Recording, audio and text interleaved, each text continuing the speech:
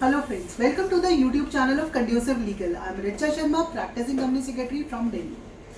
आज इस वीडियो में हम डिस्कस करेंगे वो चेंजेस जो आपको ध्यान में रखने हैं इस फाइनेंशियल ईयर की डायरेक्टर रिपोर्ट बनाते हुए, यानी for the financial year 21-22। MCA ने 24 मार्च 2021 को एक नया नोटिफिकेशन निकाला जिसका इम्पैक्ट जो है वो हमारी डायरेक्टर रिपोर्ट की जो रिपोर्टिंग और डिस्क्लोजर रिक्वायरमेंट है उस पर होगा। इस नोटिफिकेशन से एमसीए ने रूल 8 को अमेंड किया और इस अमेंडमेंट के हिसाब से अब आपका जो एग्जिस्टिंग चीज़ों का डिस्क्लोजर है उसके साथ साथ आपको डायरेक्टर रिपोर्ट में 2 नए डिस्क्लोजर और देने पड़ेंगे। पहला, अगर ड्यूरिंग द ईयर आपका कोई भी आईबीसी का मैटर पेंडिंग है तो उसका डिस्क्लोजर आपको इस रिपोर्ट में देना पड़ेगा। आपको ये बताना पड़ेगा कि अगर जो मैटर पेंडिंग है उसका क्या स्टेटस है। अब सवाल ये आता है कि कौन सा मैटर हमें बताना है, कौन सी एप्लीकेशन हमें बतानी है। तो इसमें आपको सारी एप्लीकेशन बतानी है जो भी कंपनी के नाम पे हो, या तो कंपनी ने किसी के अगेंस्ट आईबीसी का केस किया हो या फिर कंपनी के अगेंस्ट किसी ने आईबीसी की एप्लीकेशन लगा रखी हो। तो कोई भी आईबीसी की केस अगर आपके अगेंस्ट चल रहा है या आपने किसी कंपनी के अगेंस्ट कर रखा है तो दोनों की ही डिटेल हमें यहाँ देनी है, प्लस में उसका स्टेटस भी हमें बताना है। दूसरा जो डिस्क्लोजर है वो है ओटीएस यानी वन टाइम सेटलमेंट के बारे में।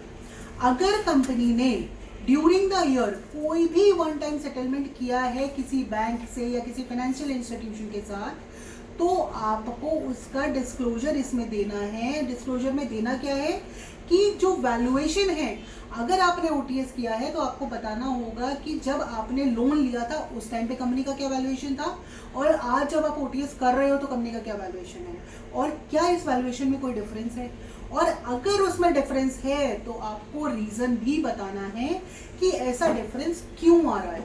जैसा कि हम सब जानते हैं कि ओटीएस जो होता है वो जनरली उन्हीं केसेस में किया जाता है जहां बैंक को या तो पैसे मिल ना रहे हों या लोन बैड होने की कगार पे। तो जाहिर सी बात है कि इस टाइम पे आप जब भी सेटलमेंट करते हैं तो मैक्सिमम जो केसेस हैं उनमें जो सेटलमेंट होता है वो डिस्काउंटेड रेट पे होता है। तो आपको इन केसेस में ये डिस्क्लोज करना होगा कि लोन लेते टाइम और लोन को देते हुए टाइम आपकी जो वैल्यूएशन है कंपनी की उसमें कितना डिफरेंस है। तो बेसिकली होता क्या है कि बहुत बार कंपनी लोन लेने के लिए अपना वैल्यूएशन बढ़ा देती है बट लेटर ऑन वो बैड निकलता है। तो अगर वैल्यूएशन में वेरिएशन आ रहा है तो वो किस वजह से आ रहा है इसका ये डिस्क्लोजर मांगा गया है। तो इस साल से ये 2 नए डिस्क्लोजर हैं जो आपको अपनी डायरेक्टर रिपोर्ट में देने हैं। अब सवाल आता है कि ये किस किस कंपनी पे एप्लीकेबल है। तो ये जो अमेंडमेंट है, जैसे मैंने आपको बताया शुरू में ही कि ये रूल 8 में लाई गई है। अब रूल 8 जो है वो ओपीसी और स्मॉल कंपनीज पे एप्लीकेबल नहीं है। तो इससे हम ये समझ सकते हैं कि ये जो अमेंडमेंट है ये ओपीसी और स्मॉल कंपनीज पे एप्लीकेबल नहीं होगी। ये केवल और केवल ओपीसी और स्मॉल कंपनीज के अलावा जो कंपनीज हैं उसमें एप्लीकेबल होगी।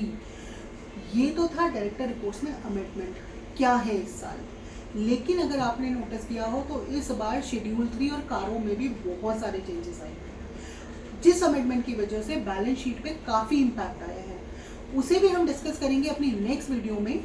और इस वीडियो का जो डिस्क्रिप्शन बॉक्स है उसमें मैंने आपके लिए लिंक छोड़ा है ड्राफ्ट डायरेक्टर रिपोर्ट का जो इस फाइनेंशियल ईयर पे आपके लिए एप्लीकेबल होगी, ताकि आप लोगों को थोड़ी हेल्प मिल जाए कि how to put this thing in your director report. और जो 24 मार्च की नोटिफिकेशन है जिसका हम जिक्र कर रहे हैं, जिसकी वजह से इम्पैक्ट आया है, उसका भी लिंक मैं आपको डिस्क्रिप्शन बॉक्स में दे रही हूँ कि अगर आपको नोटिफिकेशन देखनी हो तो आप देख पाएंगे। फॉर मोर सच अपडेट आप हम लोगों को हमारे टेलीग्राम चैनल और व्हाट्सएप पे भी ज्वाइन कर सकते हैं। उसका भी link I am just giving you in the description box. Thanks for watching, stay tuned and do subscribe to our channel.